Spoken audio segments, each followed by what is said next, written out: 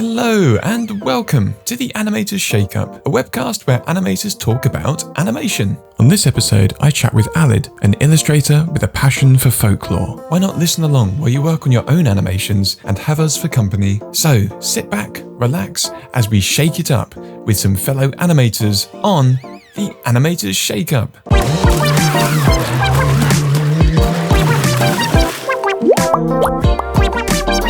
Hello and welcome to Animator's Shake-Up. And hello, Aled, how are you doing? Hiya, I'm good, thanks. How are you doing? Yeah, pretty good. I got a milkshake in front of me. You got a milkshake in front of you. Yes, what I have do. you gone for? I've gone for a classic strawberry milkshake. Might be a boring choice, but it's a solid choice on a summer day. it's a classic. I can't deny it. Yeah, I always have to go for that one. Yeah. Because you get, actually, to be fair, you do get different kinds of strawberry milkshake. Ones which are like flavoured and ones which are like blended with strawberry. Which one have you gone for? Oh, that's a good question. I guess the artificial kind with the ice cream. That's probably the most unhealthy kind. Yeah. Truly indulgent. Yeah. Might as well treat myself. Yeah, that's it. I wonder if you could do like a blend of fake strawberry flavour with real strawberries. I'm sure I've seen that as an online photo somewhere. I haven't tried a strawberry milkshake made of actual strawberries before. Neither have I've I. had smoothies, but I feel like I need to go get strawberries now. Yeah, I want to give that a go. Yeah. Oh. Yeah, and I've gone with like a chocolate truffle milkshake. Wow. Yeah, because I thought there was a time when I was in secondary school. I think I was in like year 10 or something. So for the Americans listening, I was about 15, I think, maybe 14, 15, and there was a time in a shop called Poundland where they used to sell everything for £1. Favorite place. And yeah. And since then, recessions hit probably 3 times by now. Who knows? And they used to sell around Christmas. There were like whole boxes of truffles that had these sort of flakes of chocolate on the outside. And I'd never had truffles before, but as soon as it was a weird sensation if no one's like ever tried them. But I remember when I first tried them, I was like, "What? This is so different!" Because the outside was just typical chocolate, what you'd expect from chocolate. But as soon as you got to the inside, it's kind of like it's cold, like it feels cold. Yeah, it must be like more really conductive. Weird. Yeah, and it's got that nice sort of creamy. And it just melts in your mouth. Yeah, and it's wicked. And Poundland used to do a massive box of these for £1. Oh. And I remember I got one. I was like, oh, I guess I'll try these. I've heard they look all right, and I've heard that they're quite nice. And then I tried one and ended up devouring everything in no time at all. And the next day I walked down to town. Just like a 40-minute walk just for those truffles, and I picked up like 6 boxes and just gradually ate them over the Christmas period. Probably while watching like a Jingle Jam, which is like because we were talking, we both are familiar with a YouTube channel called the Yogscast as well, and that's always been the sort of go-to now. It's watching a Jingle Jam over Christmas with a good collection of snacks. Yeah, it's a perfect Christmas. That's what Christmas is about now. Yeah. Get the presents. It's just a nice chill mood. Yeah. A combination of truffles and Jaffa cakes. The only problem with stuff like truffles is you can't have just one. You gotta have the entire box. That's it. And that's the sad thing now. The fact that Poundland don't do them for £1 anymore. I haven't been in Poundland for a year, but I still live there. That was like the shop. Yes. To be fair, they just still do the odd thing for £1. It's like I actually, a funny story about this. Was it 2 days ago? 2 days ago, I went to Brighton, and I went to I walked like down a long road towards, there's like a place called Hove near Brighton, and then on my way back, I've recently ordered a bubble machine, and I'm pretty sure. I mean, there's so many questions you could probably ask with that already, but I ordered a bubble machine, and I don't expect it to come with any bubble mixture. So I was like, you know what, maybe I'll pop into Poundland and grab just a big bottle of bubble mixture. And on my way in, I just as I was stepping in through the door, I had this man just jump another man and get pulled down to the ground in as they were exiting Poundland, and then as they fell to the ground, their arms sort of opened up, and they just almost like dozens of items from Poundland just all scattered along the ground, and it was, looking back, so what ended up happening, obviously, was this guy was stealing from Poundland, and then one of the security people had just flattened them, and all these random items just scattered everywhere. And then, just like in contrast, there's this really burly man who just gone and taken out this this other guy, and there's just me who's just this. I'm quite a big guy. Like, I'm tall, I'm quite lanky, and then I'm just like, excuse me, I'm just here to get some bubbles. Creep my way past.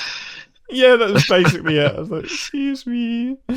And luckily they did have some, and they were still £1, so there is still some things in £1. I was like, I was a bit nervous. I would have got more, to be fair, because they didn't have a label by the thing, and I was like, oh, I bet this is a couple of quid now. That's how they get you. Yeah, but luckily it wasn't. It was a quid. That's good.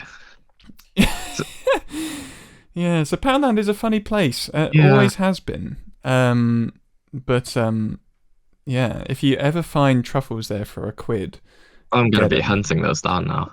I've got the idea in my head. That's all I'm going to be able to think about. It's just truffle time now. Yeah. Oh, look at that Christmas. I hope there's a whole box of blended truffles in this milkshake. It does taste really good. I've never tried a truffle milkshake before, but this is it. And chocolate truffle, not like foraged truffle. I haven't tried that as a milkshake either. Pretty quite nice. That sounds great. Oh. So, I mean, tell us a bit about yourself, Aled. You're you illustrate a wide variety of things, and in my opinion, I think they are absolutely beautiful. They're such a wonderful, like, unique approach to drawing. I feel like you've got a really unique style that, to me, from like a design background, there's something about it which is every piece that you do there is just incredibly satisfying. But yeah, tell us a bit about you. I'm an illustrator.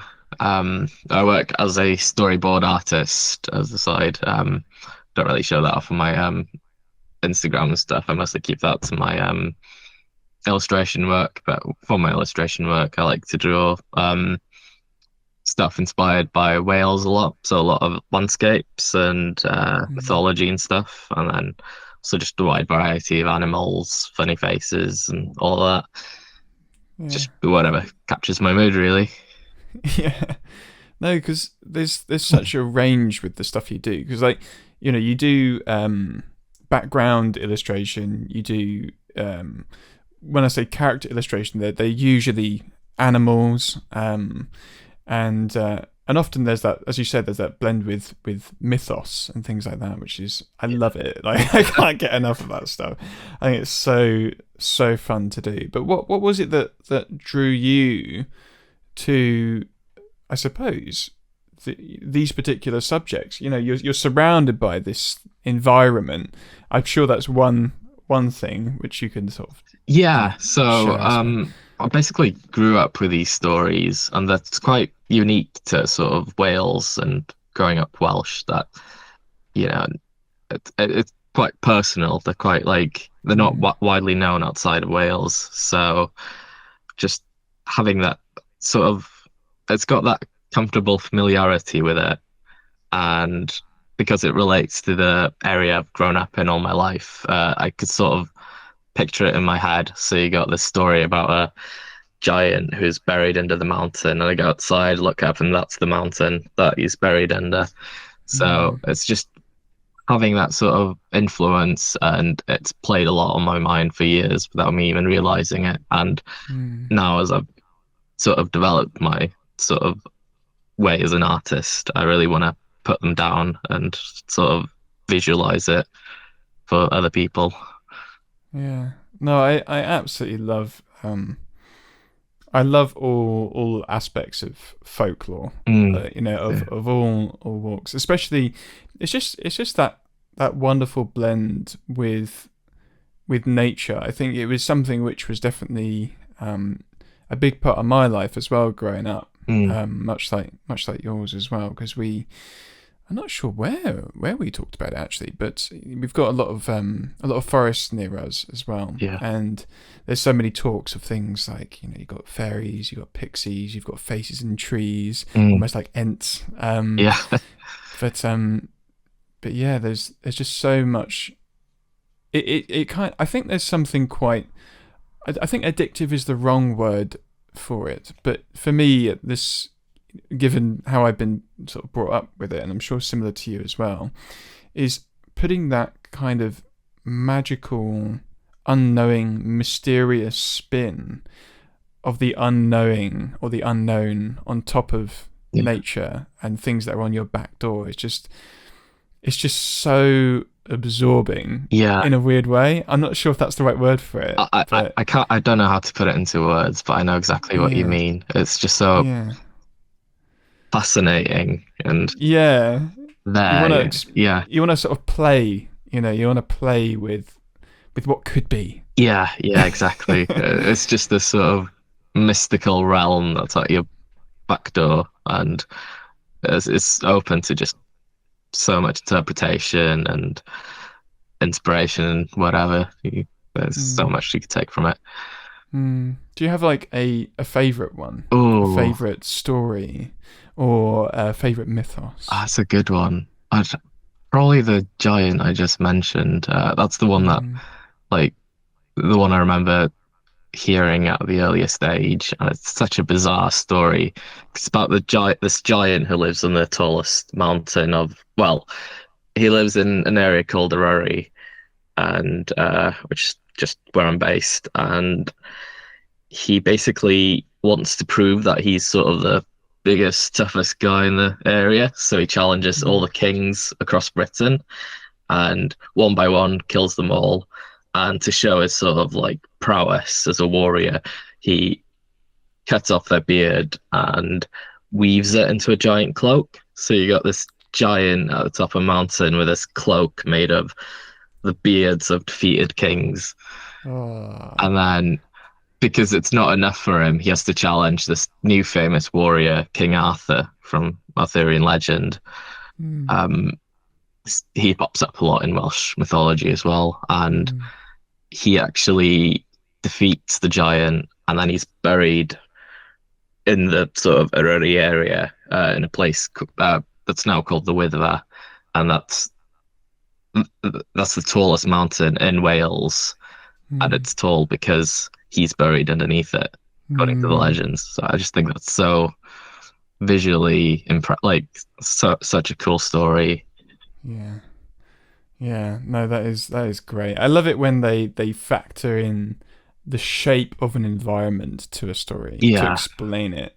I love that because it makes it feel so much more tangible. I'm trying to think of another one where you kind of got something that you see, which is um, there's like a story explaining it. Mm, Because obviously you've got things like selkies, where you've got if you find the skin of an ocean creature, which in theory it took it off so it could then walk with us, yeah. and then can put it back on to then go back into the sea and things like that. I love that stuff. Oh, me too. I think That's did I see was it a kelpie you drew at some point? I'm pretty sure I saw. I've Is done that it a right? few times. Yeah. You got two different like variants in Wales, which I found so cool. You got like the classic sort of swamp one, and another one that sort of turns into mist. Oh, okay. And No, I haven't heard of the Mist one. it's basically the same sort of story. He lures like they lure people on their backs, and then they run up into the air, and then once they're in the air, they turn into mist, and the Right. unfortunate person falls. And yeah, I just think the visual of like a horse Mm. that's turning into mist is so fascinating. There's so much you can do with that. Mm. Mm. Yeah. Yeah, no, I think there's such cool things. I think Mm. I don't think I could name a favorite either. I think there's so many. I think there's a lot of things as well that because of all the different um inspirations and references and stories that I've heard, I'm not sure which fits into like what mythos, and whether it's just like, oh no, that's just a fan base of a thing that Yeah, that's an SCP, I'm like, it all blends to me eventually. But I no, think that's like the point, which isn't it? ones? Like I these suppose stories so. get told again and again, and the people add Mm, stuff, take away stuff, and sort of becomes mm. its own thing. That's Yeah, what's also quite fascinating about it. yeah. No, I love it. I think there's so much source for inspiration because I know there was I think we originally started talking quite a bit when I was making my first feature film because it was a folklore horror fantasy Yeah, film. I I think that remember was that. our first sort of But interactions, and I we think were for that, monsters, right? yeah, Mm. close. Are we Are we monsters? monsters? Yeah, Yeah, that was brilliant. everyone gets the wrong one.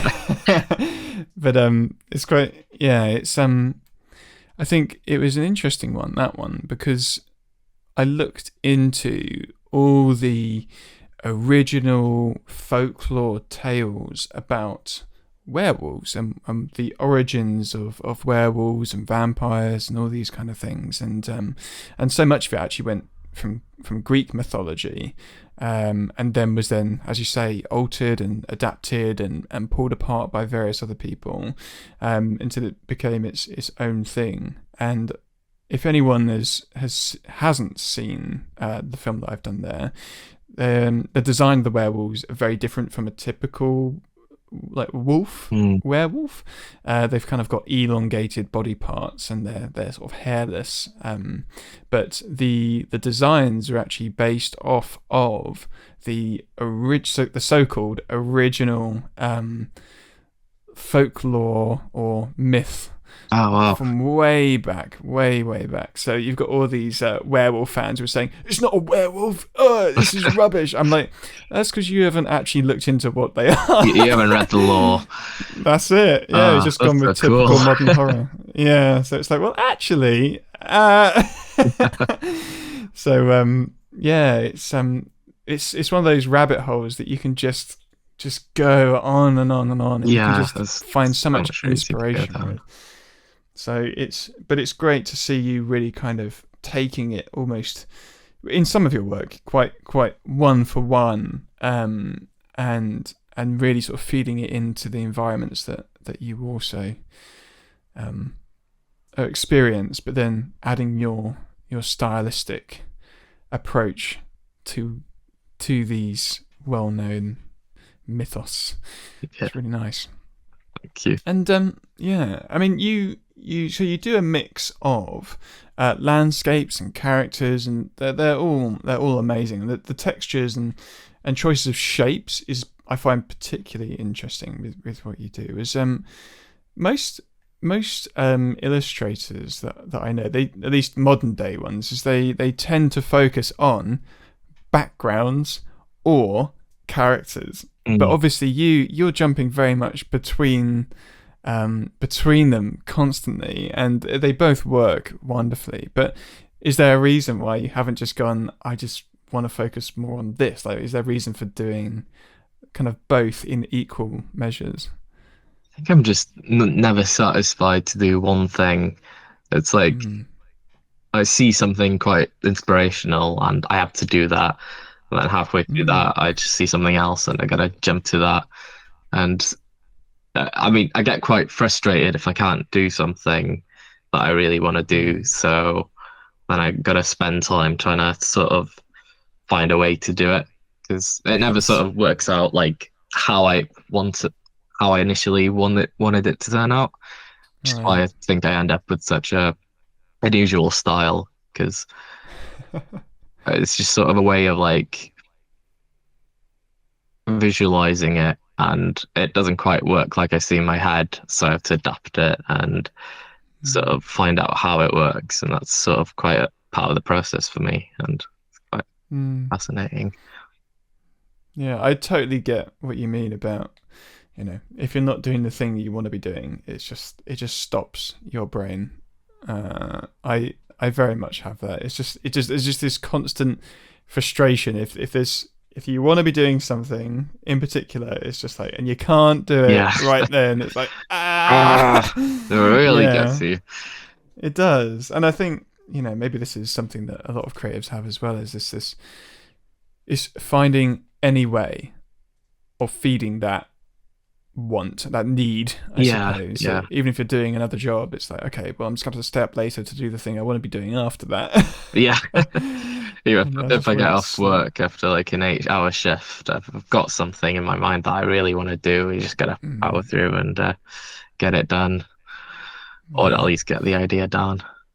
yeah, no, that's it. And I find that really interesting though, what you were saying about if it isn't, when it isn't quite working out to what you originally had in mind, you say that sort of has inspired this unique style to how you do things. I think that's something which I'd be really interested to sort of learn a bit more about, that kind of process. And like, there's such iconic shapes to the, especially the creatures that you draw, because there was a couple in particular actually. There's, like, for example, I think there's a crocodile or an Mm. alligator that was kind of beneath the surface very much, Yeah, and just a little bit of it poking out. And you've also got your quite classic, is it a bumble bear? Is that yeah. the correct phrase? Yeah. That's the biggest hit so far. Yeah, iconic. Like, I think, what's the process with when you're finding the right shape for these different animals? Because if you compare a crocodile to a tiger to a blue tit, there's such variety in the shape. So what is the process behind picking, do you like have an overarching general sort of like a contrasted shape, and then you go into the details, or do you start with the details, or do you start at specific points that how it's going to look like? what Mm. what is the process here? I think I generally simplify the forms into something quite angular. Mm. So maybe like just trying to translate some complicated rounded shapes into triangles and squares. And I think that, and then sort of rather than sort of using that as a base, I just sort of stick with that initial sort of simplified shapes. And that Mm. creates these quite striking angular shapes that I think is quite a fun way for me to express myself. Um, yeah, find it, it's a bit hard to sort of describe. Yeah, it's probably one of those things that's like, when you're in the flow, I think you've probably done it so much that you don't know Yeah, it's how you make those choices. not It just something sort I of like quite happens. question. It's just sort of Yeah. this is working, so I'm just gonna keep doing this, and then it's not working Mm. anymore, so I'm gonna have to do something else. And Yeah. I love it. No, I love it. I think it's funny. Like, there's I feel like there's so much underrated value in illustration and art in the world as a whole. I think in our mm, community, definitely not. But it's kind of like, there's so much what I'm going to call like inertness, because of the amount of times and practice that you've had with your work, that you can't put these choices into words. In that case, it's like, it's something which is, you do so often, that you've been developing a process, and without stopping to question it, it's just like, yeah, okay, no, that doesn't work, this does work. mm. And I reckon it's a really common thing with a lot of people. Yeah, I find it's whenever I sort of draw from instinct rather than from like an established process, I come up with Mm, stuff that I feel personally that I'm just way more satisfied with.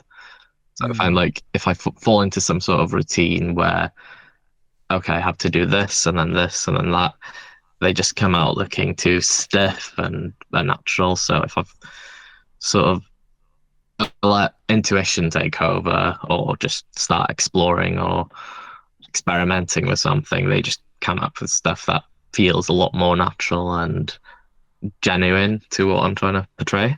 mm, mm. That's interesting then. How do you know when to stop with a particular piece?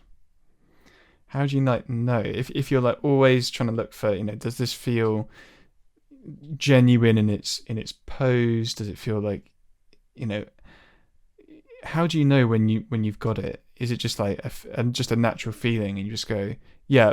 Is it something where you go, that's the original thought I had, where it sort of marries up to what the reason why you started a particular drawing? Or do you just get to a point where you go, actually, yes, and then know to move on?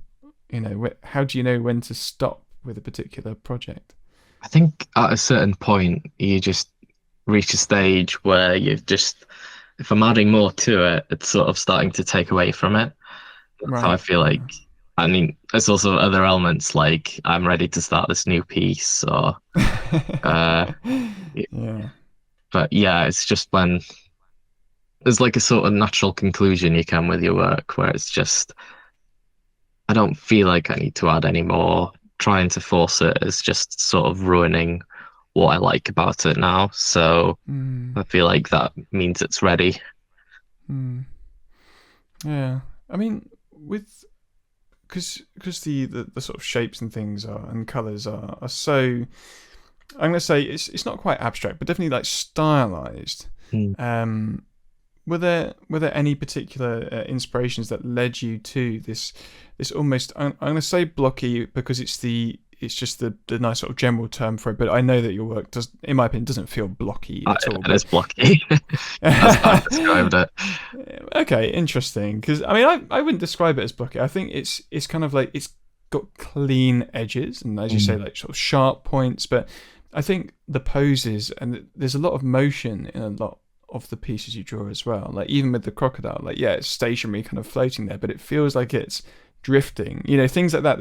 There is a lot of motion in your work, despite it being obviously a single illustrative pose. And if we can describe the style as blocky, I wouldn't describe the illustrations as blocky. Mm. They're quite, there's definitely, even the subject is of natural things, but I think there is definitely you've captured, and you do capture aspects of natural motion and natural environment really well as well. But what was there an initial thing or initial inspiration that sort of led you to, again, this sort of blocky, I'm going to say for now, style, where you've sort of partitioned parts of the subject into shapes or individual shapes that then kind of structured together to make a full creature? Was there something that sparked that?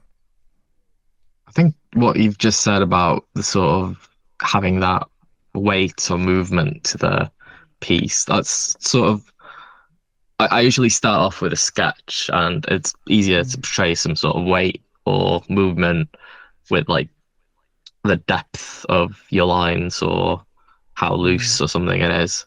And I find once I just color it in as it is, it's just sort of lost, or like it feels a bit flat, doesn't have as much mm, motion as just the line sketch on its own. So I started developing sort of blocking in those shapes and sort of really leaning into sort of why those lines are so effective or why they convey movement or something. So mm, I think just really trying to use those shapes to emphasize those marks or lines in a way where you can like feel a tension of a pose or some sort of movement. I think that's quite similar to like how in animation maybe you've got some sort of like you stretch out a character or something in certain frames to really emphasize a movement. Mm. I think that's a really hard thing to do. I think trying to there's two things that are really hard from that what you just said was trying to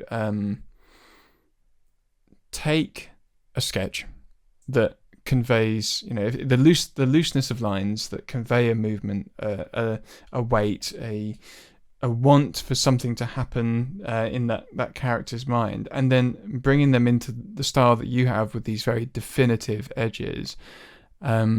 I think that process, even on its own, is a monumental task, and yeah, a huge amount of skill to have like worked out how to do that step. Um, yeah, I can't begin to imagine exactly how to do that because I think with a lot of the animation I've been doing recently, I love the roughs. I love roughs. I Yeah, think they actually a lot of the time look better than the polished version. A lot of the yeah, time yeah, I'd watch the behind the scenes of some anime, Sakuga, some like movement which I love, and I'm looking at the roughs. I'm thinking, why didn't they just stop there? Like yeah. that I looks so much better.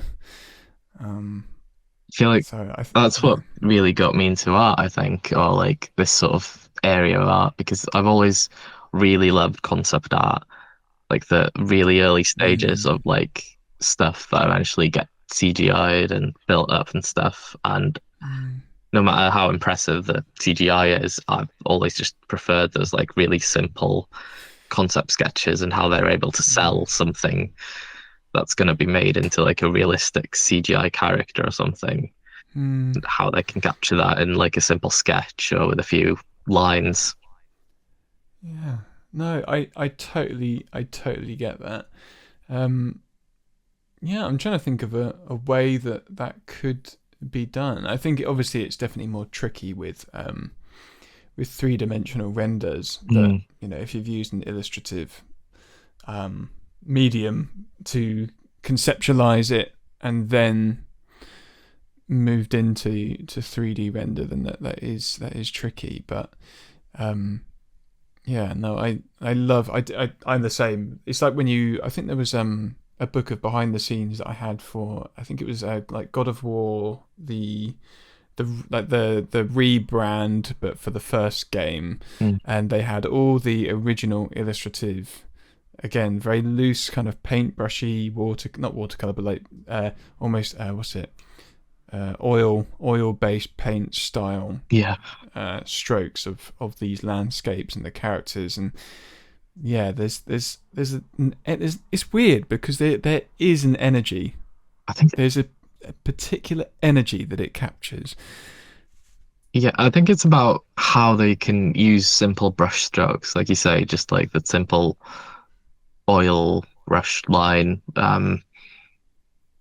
Like in those early stages, you just have to be quick and effective in how you communicate. So you just use a simple line to signify a rock or a blade of grass or Mm. something, and how they're able to use like simple shapes to really sell a scene like that is really what stands out to me as impressive and why it appeals to me so much, I think.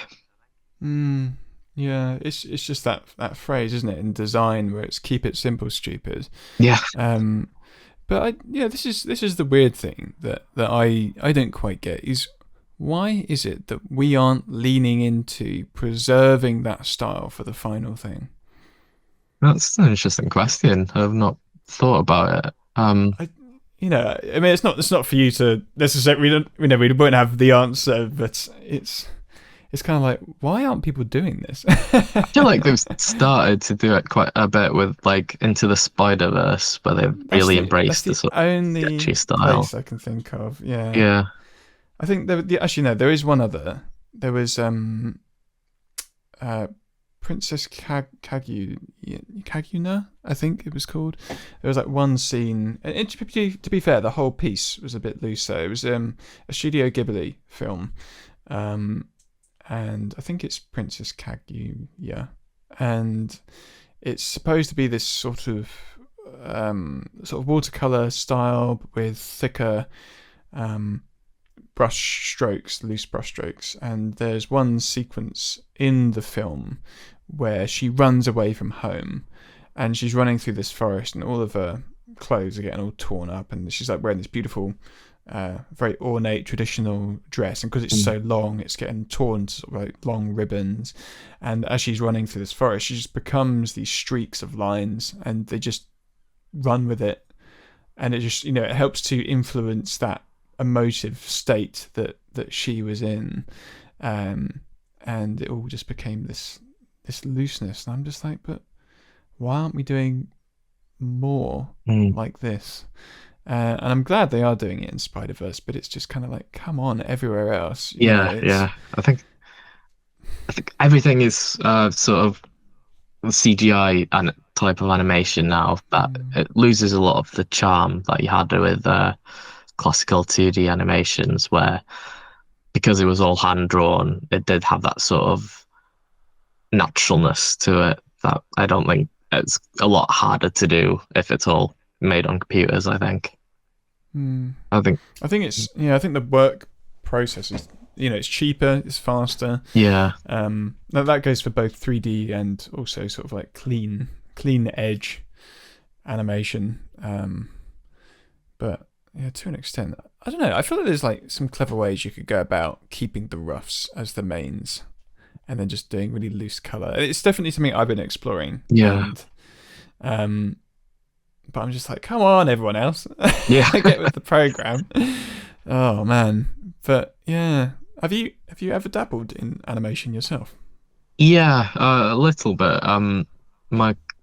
When I went to uni to study illustration, there was a segment in animation, and was sort of just figuring out how the frames and stuff work. And then since then, I've sort of dabbled in and out of it, mostly just making like small GIFs or not too many frames. But it's something I would love to get into more, but it takes so much time and effort that it's hard to sort of make time for it. Yeah, no, it's a slog, no matter what it is Yeah. you're doing. If it's animated, it's a slog. And it's amazing how many people don't know this. It almost seems obvious to me. I mean, I'm very biased. But, it's when I've had various clients over the past few months. I say clients, potential clients who've reached out and asked me for quotes on various things, and they're like, but how is that worth the money I'm wanting to do with this? And you're like, well, this is the amount of work it takes, and you've got to run through a big list of how, why you need to work out how a character rotates and they move, and how the shape is going to change if it's a unique style that they want. It's like there's so much that people just don't think about, and you're like, it's huge. And yeah, it is mildly frustrating, because they just don't seem to value what we do, they don't understand the value of what we do, or they'll go, but how is that worth my money? And it's like, well, you've got someone who's really good at it, who can work out the flaws that you can't see to make it work, and they just don't get that. They're like, I know everything. Yeah, they just don't seem to realize something like a 30-second film involves like hundreds and hundreds of hand-drawn frames. Each of them has to be like perfect, and how do you sort of get that in their heads? Yeah, and not just that, but like to get those hundreds of frames perfect, you need to do loads of preparation to learn the style and work out and do some trials, and it's just like, no, there's more than just it. Like, here's the thing, here it is done. Yeah. I'll start that now. Here you go. Oh dear. Obviously you somewhat can. I'm not sure if I've talked about it on these, but I mentioned briefly at the beginning of this is I'm currently during the recording of this podcast I'm making or trying to make an animation in 21 work days is the idea, and there's some really clever ways that you can go about actually reducing workload of the animation.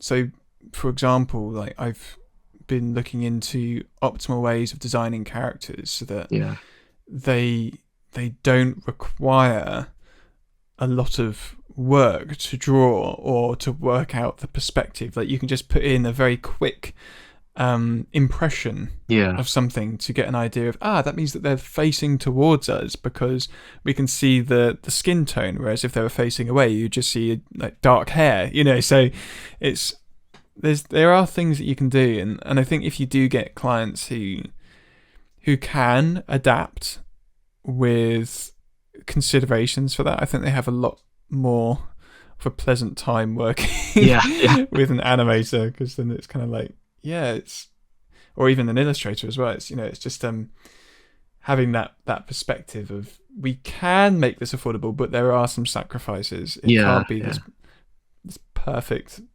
rendition hundreds and thousands of times. How have you found sort of like client work with illustration? I haven't actually asked at all if did you do client work or commissions and things like that? A few bits and bobs, nothing quite serious, because since I do storyboarding anyway as a main job, it takes up a lot of time.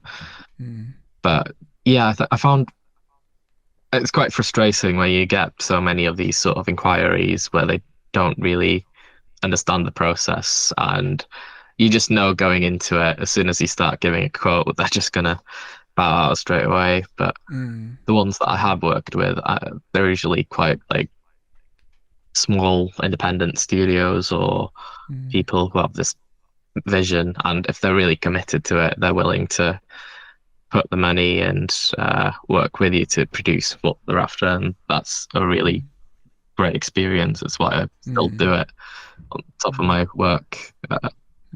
Then I find it in work, it's a lot more frustrating because you get these clients who are like, I need these changes by the end of the day, or I need this entire sequence of frames to be done by the end of the day. And it's such a sort of brutal process of just trying to rush through everything.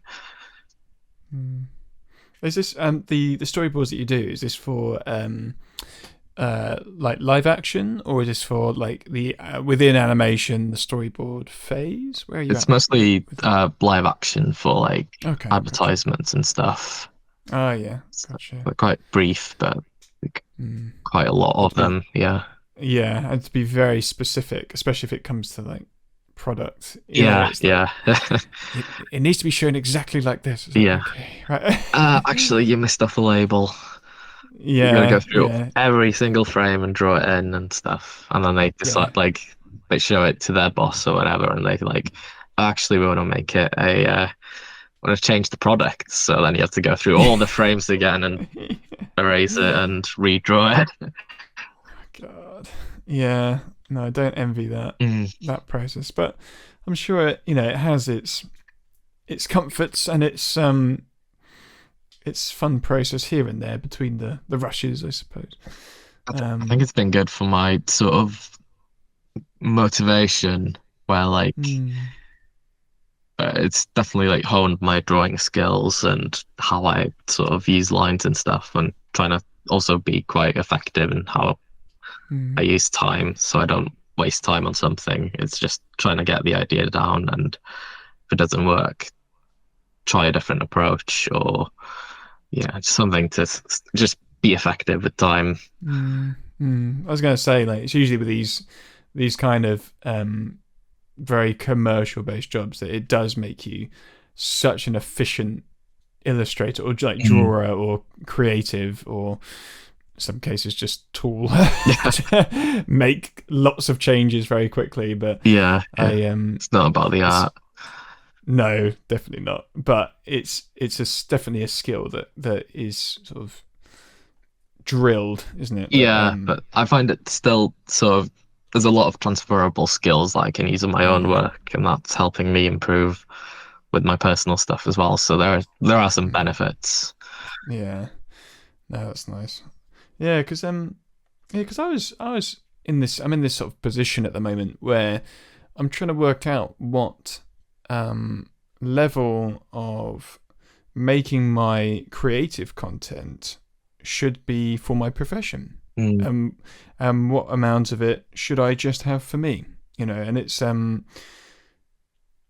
yeah, it's a really interesting thought. I think for any creative, and it's definitely something which I've been um, dabbling with quite a bit. My whole professional life, I suppose. It's I don't know. I think there's like this weird, healthy balance between not doing the thing you love that is your creative outlet as well. yeah, But I feel like this most of the creative people I know that the job that they do is the thing they also use as their creative outlet. But somehow they manage not to get too burnt out. I don't quite know how they do it. It's yeah. amazing. It's, it's special. It's a good place to be when you can sort of do what you love and not feel sort of weighed down by it. But it's quite Mm, a hard sort of balance to find as a creative, I think. mm, yeah, really tricky. I think what was it? Because yeah, I'm sort of like lucky in that I've got two things that I love doing, and that is that combination of either teaching or animating. Yeah, So I happily teach. I love it. I absolutely love teaching, and then it means that I can just be like, right, I'm on the bus, so I'm going to do my animation now, and then get home and then do the animation. yeah, But yeah, I think that's quite nice. But I think yeah, sort of doing a continuous same process for work job and then being outlet, I think it'd be too much if it mm, was non-stop. yeah, Um, yeah. It's quite taxing. yeah, but it's different for everyone.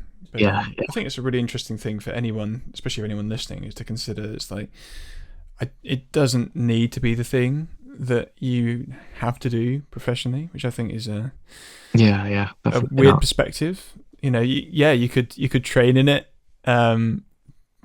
Doesn't mean it needs to be the thing that you're getting the money from. Yeah, But I yeah, think one it's of the most important things about whatever creative thing that you're doing is that you're doing it for yourself. mm, That's what feels so rewarding about it, I think, and what yeah, makes it. especially Sorry. no, carry on. Yeah. Yeah, I think it's what like makes you carry on, even if you're in some sort of work where they're quite demanding or the clients are difficult. It's still that sort of reward in being able to create something for yourself. Hmm. I think that's what makes it worth it for a lot of people. Hmm. Yeah. Yeah. No, it's true. I think it's especially true when what you're creating has a story with it that is tied to you. And so for example with your work, with your illustrations, you have got all these folk laws, these sort of historical stories that have been passed down, but they are rudimentarily ingrained into you from your past, and so it's like you have that urge to tell these stories again, but through your way of Yeah, communicating it. And it's I think when you've got that level of history with an idea or a past with a concept or a story, it's like that is when you can get lost in it and you can tell it properly. I think it's a really important thing for any creative to have something like that. So, yeah, you know, that makes. I find, I find when I've really got the idea, or when I'm really inspired, I'm spending like as much time inside my own head as I am focusing on what I'm drawing. I think that's helps to bring out a lot of sort of the stuff that you're sort of holding in your head but struggling to get out. Mm. It's almost like a way of processing, Yeah, I suppose. that's I definitely use creative things for processing, even if I don't realize it is at the time, which is I think is always an interesting thing. I'm not sure if you've ever had this, but like looking back at previous work in a different, maybe it's like 4 years on or 8 years on or something like that, and you go, wait, that was this sort of time in my life, and actually, when I think about it, like I was going through this and this, and I was drawing this thing which is about similar things, and it's like, oh, yeah. But because I suppose you say you go on a lot of walks around the sort of beautiful landscape that you've got as well. There, I suppose that you are combining the things that you are thinking about with the almost the tonalities of what is on your mind with the landscape, and then almost compressing all that together into, or maybe almost releasing all that together through a creative illustration, I suppose. Would you say that is a sort of a process that you go through? yeah, definitely. I find if I just spend too long indoors, just like trying to force myself to make something or draw, it's really hard to pull that inspiration from. But as soon as I go outside and sort of get into the element of what I what inspires me, the ideas come a lot more naturally, and sort of I spend a lot of time on walks just formulating ideas and how I'd approach an art piece, and then as soon as I get home, I can just get started right away. Hmm. No, I love that. If Mhm. you've got a space that you can go to almost exhale your brain, Yeah, it's like, here we go. Yeah, yeah. Especially with your because you've done a lot of sort of like moody landscapes as well, which there's so much like mystery and intrigue. Didn't it was quite a while ago, but I think you did like a series of quite scary ones where there was like creatures in the darkness of a cave or underneath a tree stump. It was ages ago. This is Mm. me trying to remember. Is this right, or am I just imagining this? I think that was from a series I made where I just sort of loosely sketched out as much like folklore that I could remember from the area and Right. getting them down. Okay. But yeah, I think with folklore in general, it's not about the sort of whimsy of it. There's a darkness as well, the sort of Mm, whimsy and darkness that go together so perfectly. And it's mm, just trying to capture both those feelings in a piece that's quite challenging but fun to do. yeah. No, I love that play on. I think for me, what it is that play on the unknown. Yeah, it's Um, good. that that really gives it that kind of like spooky vibe of like childhood stories to it. Is that but are there these things out there? Yeah, Ooh. yeah. I like to do a lot of vagueness or sort of like hinting at mm, something. Maybe it's just like a spooky tree or something, but the fact that that's the centerpiece, you just mm-hmm, I want people to wonder like, why is that so mysterious? Why has it got that shape? It's giving off a mm, dark vibe or something. yeah, And sort of letting them do the work in their heads about the yes. story.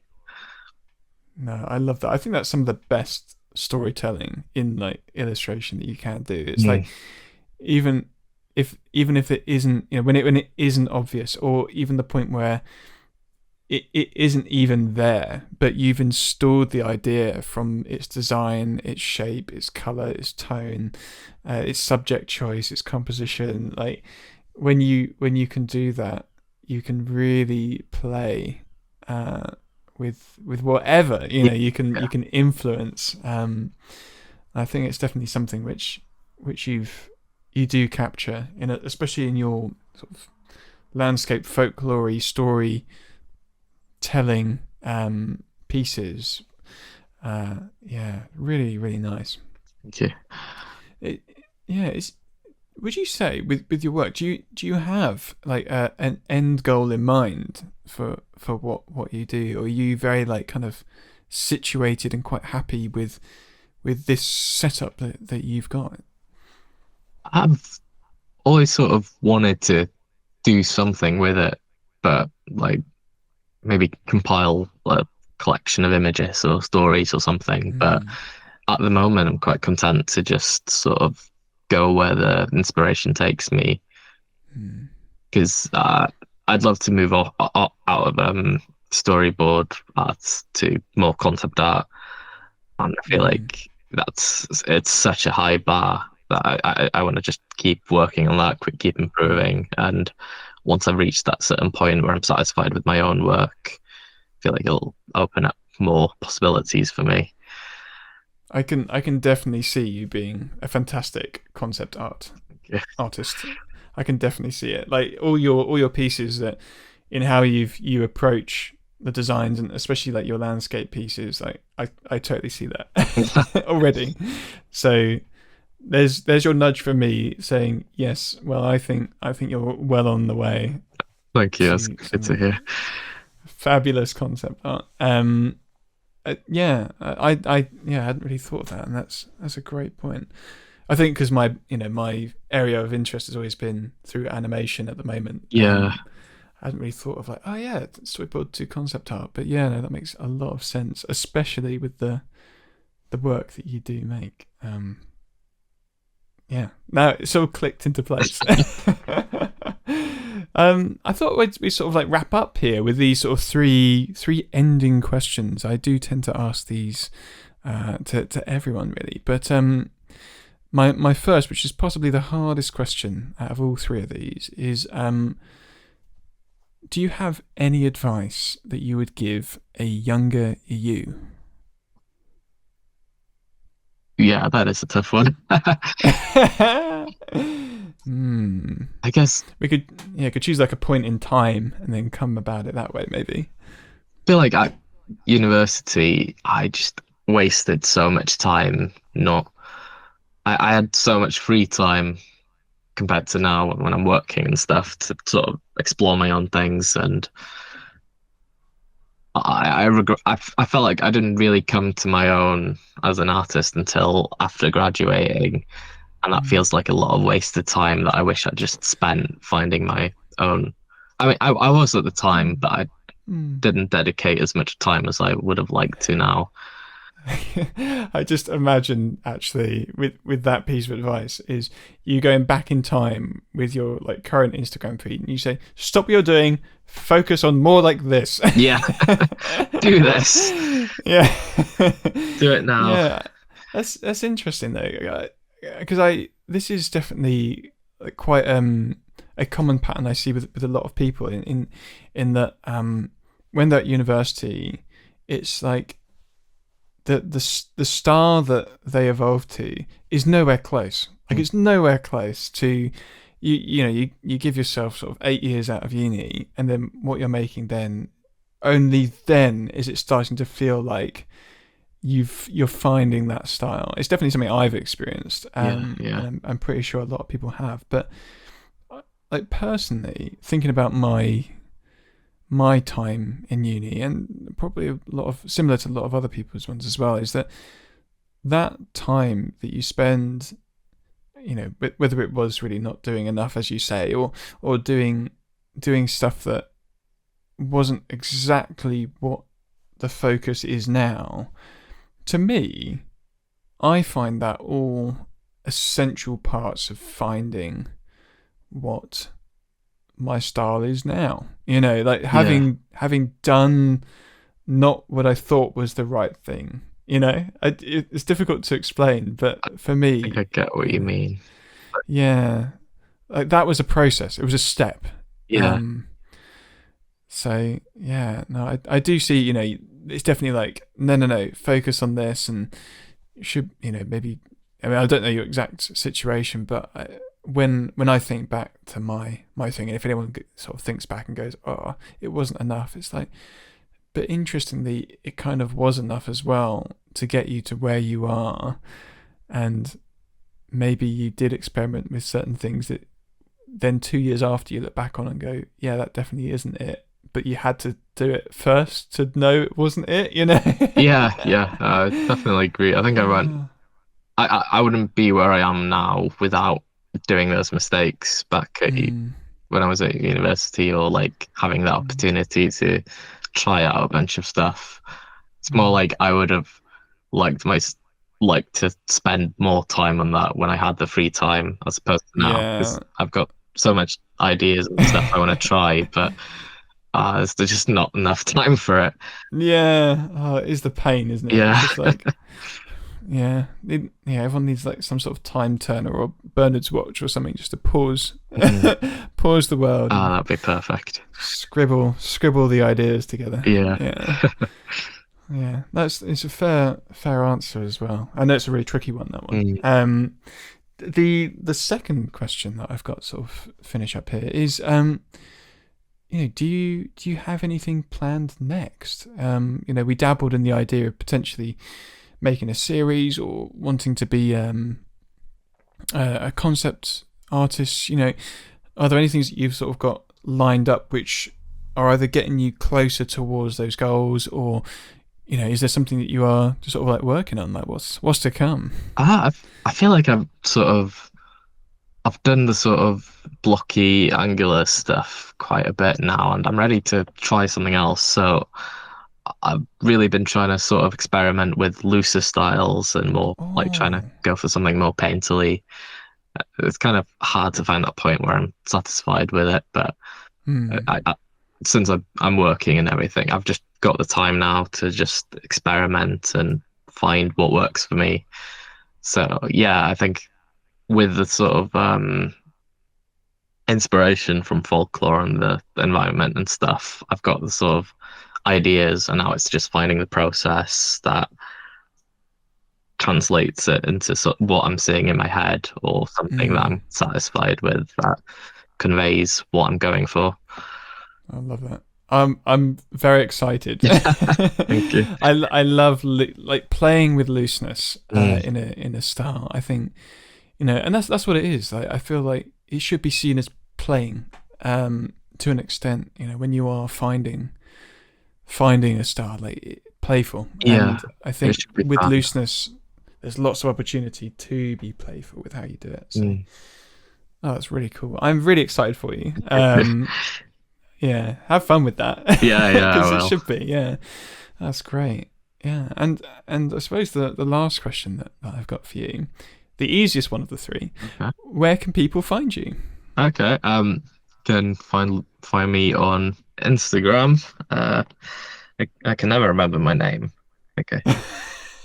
Need a more memorable one. So they can find you on Instagram, and it's in the description. Yes, How's thank that? you. That's all right. It saves me spending 5 minutes looking for it.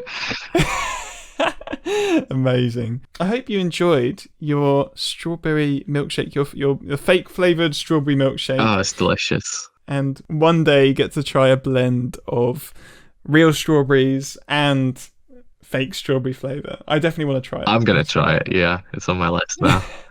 And truffles. Yeah, that's it. Maybe you blend them all. Oh, yeah. That's gonna be it. Well, lovely chatting with you, and hopefully see you soon. You too. Thank you so much for having me. It's a pleasure.